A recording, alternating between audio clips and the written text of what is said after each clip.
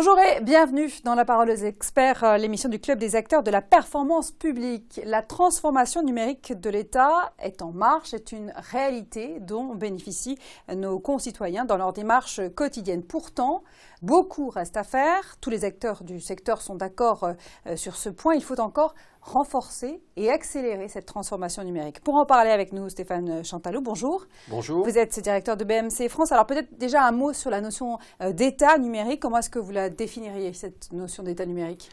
Alors aujourd'hui, on va parler d'État numérique dès lors que le citoyen ou l'entreprise va pouvoir utiliser tous les moyens de communication moderne pour communiquer avec les différentes organisations gouvernementales. Alors, la révolution digitale, c'est une nécessité, aussi bien pour l'État que pour les entreprises privées. Et d'ailleurs, dans ce domaine-là, il y a des similitudes entre les deux. C'est exact. En fait, on peut faire un grand nombre de parallèles. Les enjeux sont différents, mais les entreprises ont un problème de compétitivité et vont gérer leur capacité à innover et à dominer leur marché via la capacité à se transformer vers le monde numérique. L'État a un besoin impératif d'efficacité opérationnelle parce que si leur survie n'est pas en jeu, comme celle des entreprises via la compétitivité, leur efficacité opérationnelle subit une forte pression liée aux grands sujets qu'on a aujourd'hui, comme celui de la dette ou de l'optimisation des investissements. Il faut réduire les coûts, absolument. Exactement. Alors, il y a évidemment aussi une différence entre l'État et les entreprises privées. Lesquelles?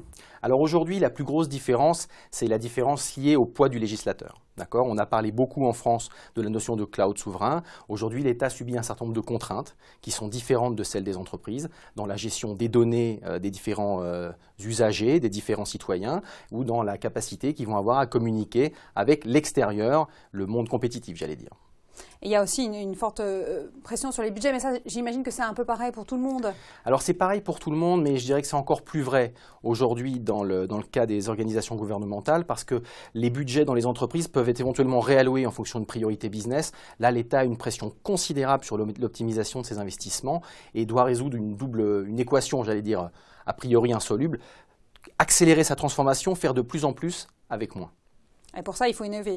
Et comment est-ce qu'on peut justement réduire les coûts tout en continuant d'innover, ce qui est une absolue nécessité, aussi bien pour les entreprises privées que pour l'État? Alors, vous avez raison. En fait, aujourd'hui, l'État a identifié 3 grands chantiers. Et, BMC fait partie de ces entreprises qui l'accompagnent sur ces différents chantiers, qui sont la consolidation de ses data centers, l'automatisation d'un certain nombre de ses tâches et la rationalisation des différents outils qui lui permettent de servir les différentes demandes des citoyens dans une démarche très proactive d'amélioration de l'expérience utilisateur et de l'expérience citoyenne. Alors justement, comment vous, chez BMC, vous pouvez accompagner ces changements? Comment est-ce que vous facilitez en fait cette transformation?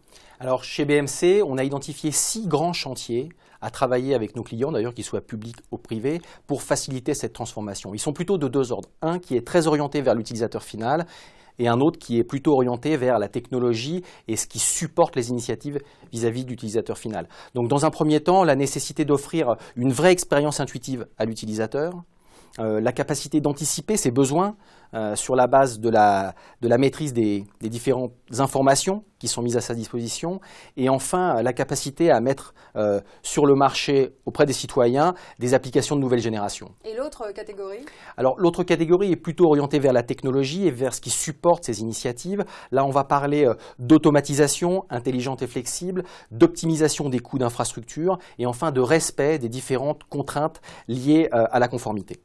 Si vous deviez donner un mot de conclusion, Stéphane Chantalou, sur cette révolution numérique en marche?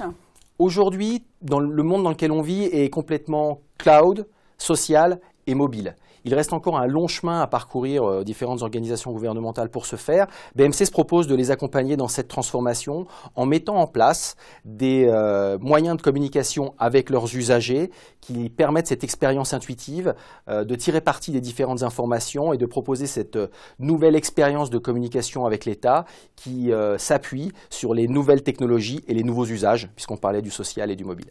Merci beaucoup Stéphane Chantalou. Merci à vous de nous avoir suivis. On se retrouve très vite sur Acteurs Publics TV.